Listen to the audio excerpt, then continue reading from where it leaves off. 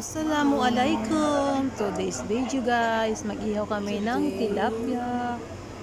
Nakakamiss din kasi yung tilapia guys. Tilapia. Ilang buwan ko na din nakakakain ng inihaw na isda, puro lang prito. Kaya yung taba hindi na nawawala. Hey. So, today's guys ay mag-ihaw-ihaw kami ng isang tilapyang malaki. Thank you for watching. Alam mo to, hanggang ngayon nandiyan si tatay. Sasamahan ka ni tatay para gumaling ka.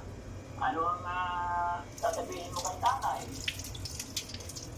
Sabi mo si tatay?